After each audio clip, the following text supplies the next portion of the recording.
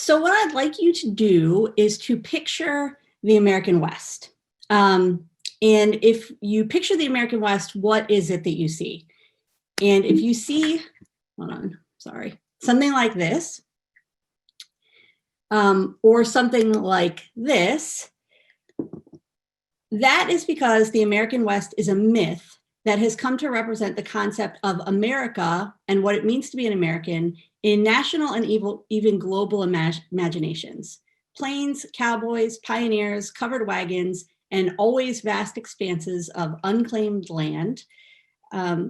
These are the symbols of American national identity, and it's an identity defined by qualities like freedom, self-reliance, and conquest. The Western, which is an immensely popular genre of literature, film, comic books, art, radio plays, etc., is what created this myth for us.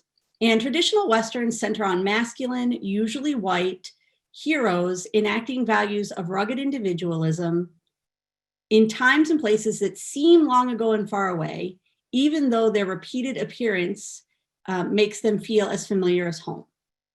People of color have generally been represented in Westerns as figures who impede white progress and impede manifest destiny in the figures of savages, bandits, or outlaws.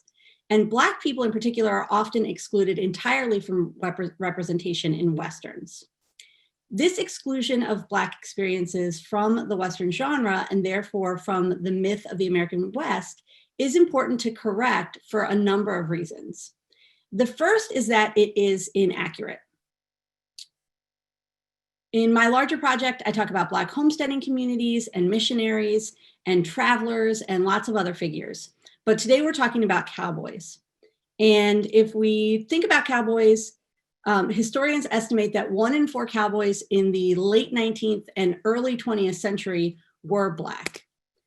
And the late 19th and early 20th century is when the myth of the West was kind of forming, but also when most Westerns take place. So 1 in 4 cowboys in this time period are Black. Aside from being inaccurate, the lack of representation of Black experiences impacts a sense in the Western myth, impacts a sense of national belonging. If the myth of America is intertwined with the myth of the American West, then our ideal of who an American is also intertwined with this myth. The Black West needs to be part of this story. It also impacts a number of theoretical questions, and the one I'm focusing on today is environmental engagement or eco-criticism or an eco-consciousness.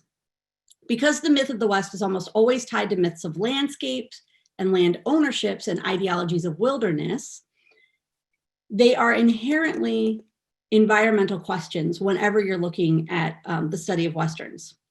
And although the myth of the West is often about the conquest of land, which causes environmental distress, there's also a connection with the land that is embodied in these myths.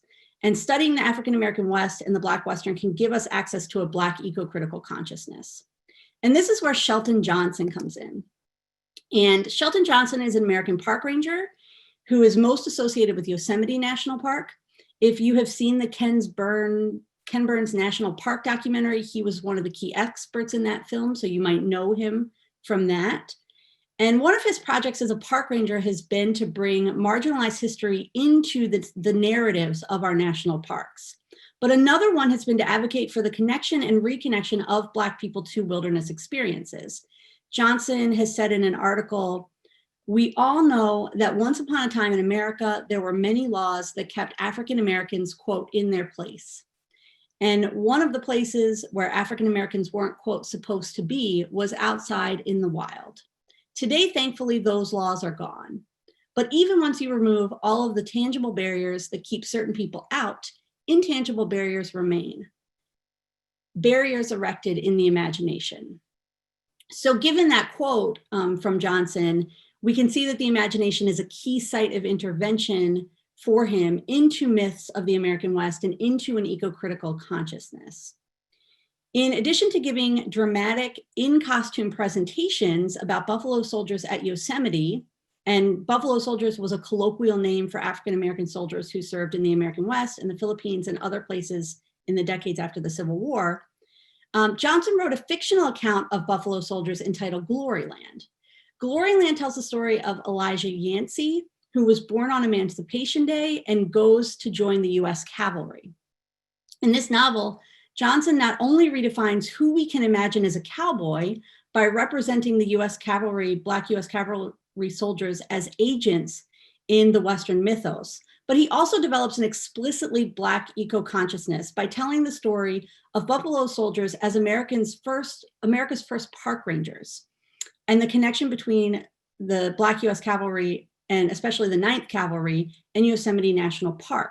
One of the real historical assignments for the 9th Cavalry was to protect Yosemite when it was first established. And Elijah in the novel, that was his favorite assignment because it didn't involve killing other people of color.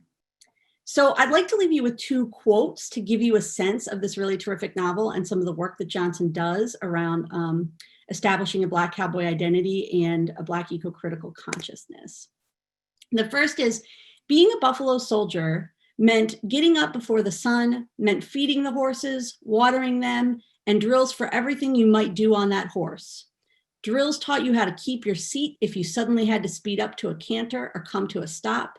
Drills taught you how to turn your horse, back your horse, go at the walk or the trot or to sidestep, to do everything but dance.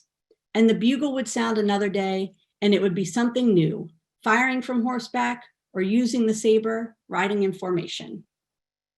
And the last quote I'm going to leave you with: if anger is a flat, empty land, and you the emptiest thing in it, then truth is a country of high mountains that knows the feel of God's feet walking and God's voice talking and God's hands feeling everything that's alive and not alive.